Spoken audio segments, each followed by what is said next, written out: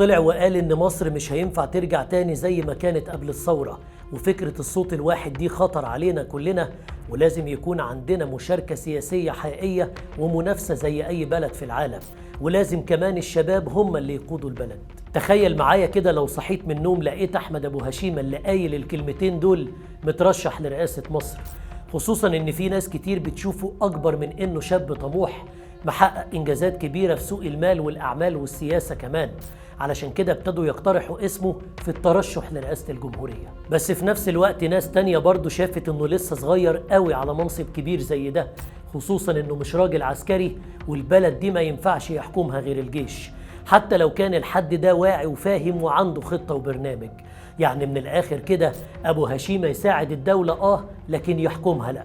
واللي خلى ناس كتير جدا تتقسم عليه بالشكل ده إن كل حاجة بيدخلها لازم يتميز وينجح فيها، زي انتخابات لجنة الشباب والرياضة في مجلس الشيوخ اللي اتعملت وفاز فيها بمنصب الرئيس مع إنه كان أصغرهم تقريبا، وأول ما فاز بالمنصب ابتدى يشتغل على طول وقال لك من أول لحظة أنا خطتي هي الدعم والتطوير وهعمل كل اللي أقدر عليه عشان شباب مصر. وعشان كده بسرعة جدا قدم دراسة مهمة جدا للمجلس اللي كلهم انبهروا بيها واستغربوا ازاي رئيس الوزراء بنفسه ما يجيش يسمع ويناقش دراسة زي دي، مع ان ابو هشيمة فيها بيتكلم عن الشباب وسوق العمل، ده غير كمان انه ذاكر دور كل وزارة وهتعمل ايه بالظبط.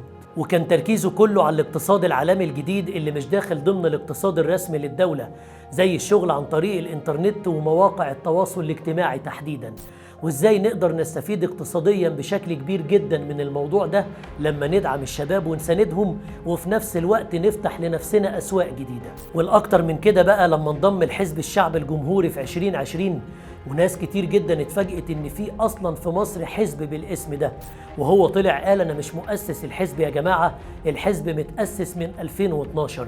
وده يعرفك قد ايه تأثير احمد ابو هشيمة في اي كيان بيدخله حتى لو كان كيان قديم.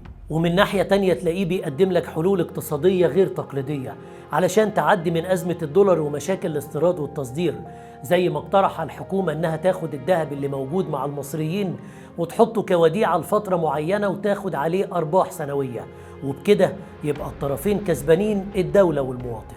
مواقف زي دي وغيرها خلت ناس كتير جدا تقول طب والله ليه لأ؟ ليه ما يكونش أبو هشيمة رئيس جمهورية؟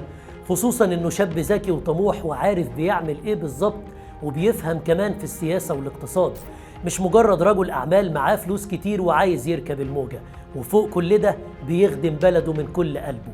ده غير كمان انه رئيس لاكتر من حاجة في مصر ما بين مصانع وشركات واحزاب وهيئات.